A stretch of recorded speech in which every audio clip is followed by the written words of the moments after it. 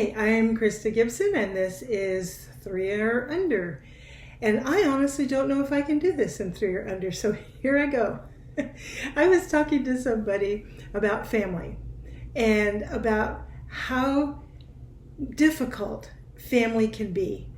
Family can be wonderful, ecstatic, super duper, everything you could possibly want in human relationships.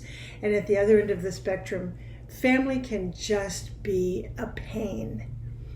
And so I started thinking about it, and I thought, well, what could I say to people? Because I know that people who are watching this, some of your family, you might have wonderful relationships, and some you might have stinky ones. So what to do? First of all, congratulations on the ones that are great.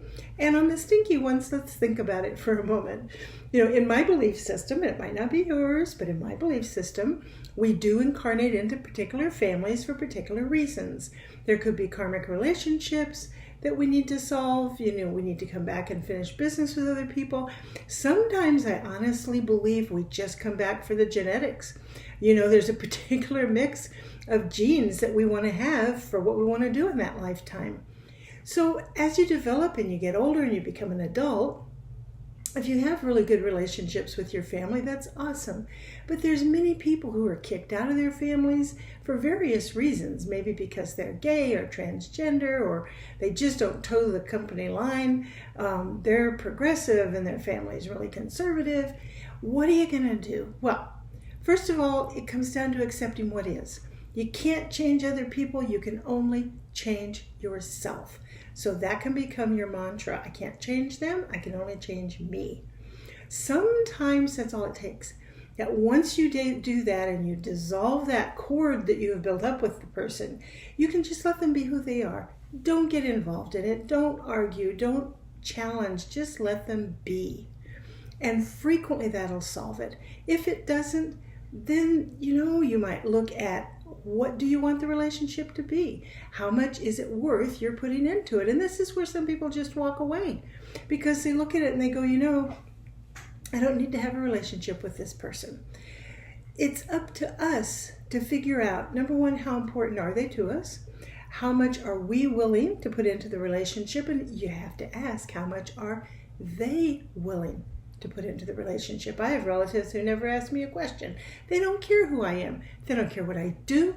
They don't care what I feel or what I think. I've made it okay. So they're missing out on having a relationship with a pretty cool person, in my opinion. But that's their problem, not mine. Figure out what you want the relationship to be, and then ask yourself, what do I need to do or not do to make that happen? And the last thing I want to say, because I did come up on my 3 minutes, wow, that went fast, is for me, I had a very difficult time with my parents as an adult, with my relationship with my parents. And what I like to tell people, and this is going to sound really crass and awful, but I'm going to say it, my relationship with them improved so much once they were on the other side. And people say, oh, well, yeah, right, they died, so you had a good relationship. No.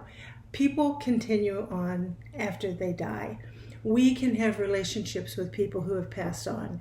And I have had many discussions, many meetings with them, and people will say, well, it's all in your head. Well, I don't care. Maybe it is. Works for me. Where we've talked about it. And there's been forgiveness on my side and understanding on theirs.